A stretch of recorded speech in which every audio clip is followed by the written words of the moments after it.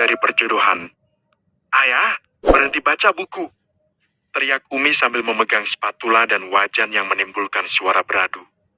Gadis itu segera menghampiri Umi sebelum teriakannya lebih tinggi dari sebelumnya. Ia tidak mau teriakan Umi bisa terdengar sampai keluar rumah. Astagfirullah, Umi. Harusnya teriak-teriak sama anak sendiri? Tanya ayah dengan sebal. Apa kamu lupa kalau hari ini kita akan kedatangan tamu spesial?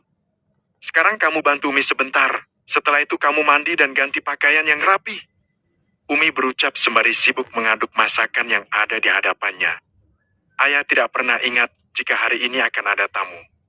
Sebelumnya ia tidak menerima informasi apapun. Firasat yang tidak tiba-tiba muncul di benak gadis itu. Tamu?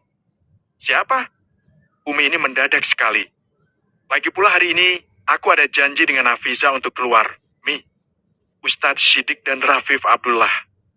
Teman Abi sekaligus putranya. Rafif itu sudah hafal 30 juz Al-Quran loh. Cocok sekali jika disandingkan dengan kamu. Kalian punya latar belakang pendidikan yang sama. Umi tersenyum saat menceritakan laki-laki bernama Rafif. Seperti masuk ke dalam perangkap.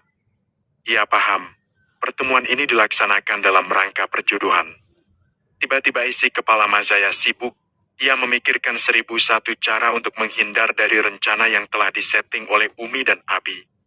Umi, aku sudah pernah bilang bukan kalau aku tidak pernah setuju dengan perjodohan. Sebaik apapun pilihan Umi dan Abi, aku akan mencari calon suami sendiri, Mi.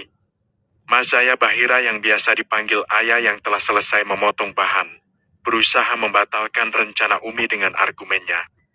Perempuan dengan daster panjang orange dan kerudung hitam itu tidak menjawab. Ia lebih memilih mengaduk masakan yang ada di hadapannya. Mencicipi dengan telapak tangan, setelah itu mematikan kompor dan mengambil wadah untuk memindahkan masakan yang telah matang. Mazaya mengamati aktivitas Umi di dapur yang masih beralaskan ubin dengan beberapa alat masak bergelayu di tembok. Gadis itu tahu bahwa Uminya sedang mengalihkan perhatian agar dirinya bisa menerima rencana ini. Umi, panggil ayah sekali lagi. Perempuan itu lagi-lagi tidak menggubris panggilan putrinya. Pertahanannya telah dibangun kokoh seperti benteng tempo penjajahan Belanda saat dulu. Masakan sudah selesai, sekarang saatnya kamu mandi dan ganti baju. Hidangan untuk tamu, biar Umi yang siapkan nanti. Umi mulai bicara, tetapi ia mengabaikan ucapan Mazaya sebelumnya. Aku nggak mau, Umi! Ucap ayah masih dengan nada lembut. Sebesar apapun rasa kesalnya dengan sikap Umi, gadis itu tetap menjaga nada bicara dengan orang yang lebih tua. Terlebih perempuan itu adalah orang yang telah melahirkannya. Prinsip aku sampai kapanpun tetap sama. Aku akan cari dan pilih calon suamiku sendiri.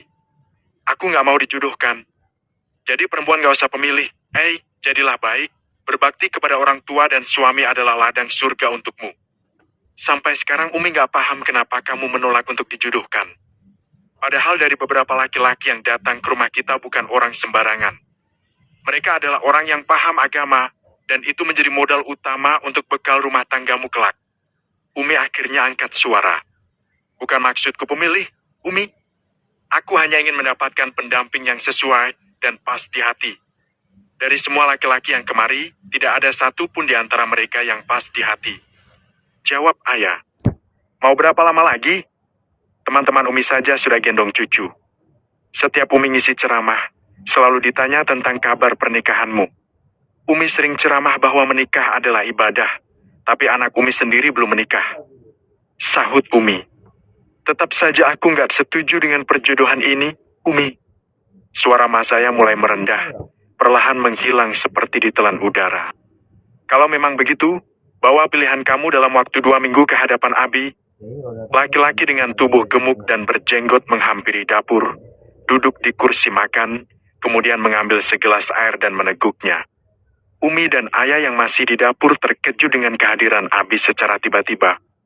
Mata Umi membesar menatap suaminya, mengisyaratkan bahwa ia tidak setuju dengan apa yang laki-laki itu katakan barusan.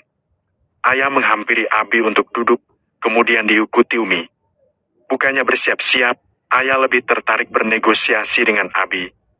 Ia memiliki peluang untuk tidak terlibat di dalam perjodohan ini. 2 minggu! Mana mungkin, Abi? Pekik Ayah.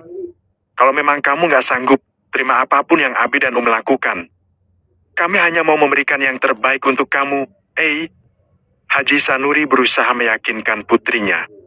Umi setuju dengan Abi. Rafif itu baik dan soleh, nak. Kami juga sudah kenal baik dengan Ustadz Shidik. Abimu dan Ustadz Shidik itu berteman baik sejak di pondok dahulu. Bahkan Umi dan Abi juga tahu bagaimana tumbuh kembang Rafif dari bayi hingga sehebat sekarang. Betul kan, Bi? Iya. Abi hanya mengangguk.